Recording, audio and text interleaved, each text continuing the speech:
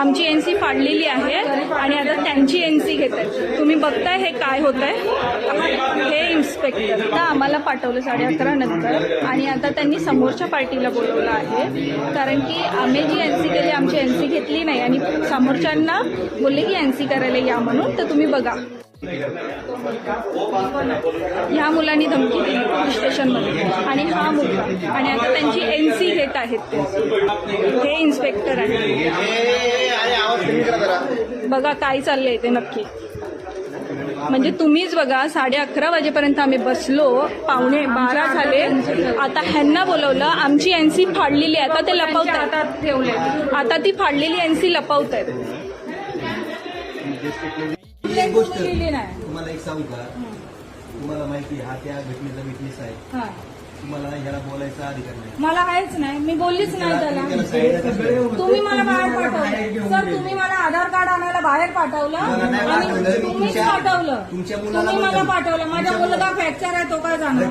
तुम्ही मला पाठवलं. तो माझ्या मागे आला आणि माझ्याशी बोलत होता. मला काय बोलला, माझ्या एरियामध्ये मुलगा दिसला तर त्याला जिवे मारून टाकेल. ही धमकी दिली. तशीच मी आतमध्ये आले आणि तुम्ही काय बोलले, कंप्लेंट लिहितो, मी कंप्लेंट लिहितो करताना तुम्ही 11:15 वाजेपर्यंत बसून ठेवले आणि आता मी बाहेर गेली तशी तुम्ही त्यांना बोलवले आणि जबरदस्ती. मग कशा आले ते. हॅलो, महिला आयोगची धमकी कोणाला दिलाय ते सगळं आम्हाला सांगू नकोस.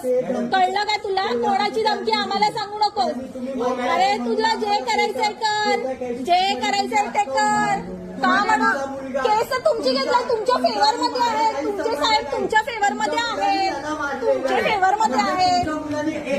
व्हेरी गुड, वेल डन. और you also well done job, well done.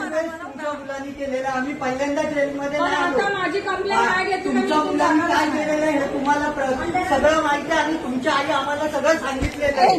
तुमच्या मुलांनी काय काय केलेलं आहे. प्लीज कोर्टात जा आणि बोलत बस. आम्हाला ऐकायचं नाही तुझा. पुढे दे, पुढे दे. तुझं पूर्ण कर. मी तुझ्याशी बोलतच नाही मुळात, तू बोलतोयस माझ्याशी. अरे मला नको बोलू, तिकडे बोल, तिकडे बोल. हो मॅडम, म्हणजे तुम्ही महिला आहे म्हणून काही करणार. तू जेंट्स आहेस म्हणून, तू जेंट्स आहेस म्हणून उडतोयस. शबाश. हो, सभ्य आम्ही तर बाहेरचे आले. तू आमच्यावर करू नाही शकत या गोष्टी. तो काय बोलतो का सभ्य. जोपर्यंत माझी कंप्लेंट नाही घेत मी इकडून जाणार नाही. मॅडम, तुमच्या भावावर तिचा भाव कोण आहे, हे कोण आहे मला माहित नाही. माझी कंप्लेंट तुम्ही घ्या. मी कंप्लेंट द्यायला आले. मी कंप्लेंट द्यायला आली. तुमच्या पोलीस स्टेशनमध्ये मला धमकी दिली आहे. मी इथून जाणार नाही.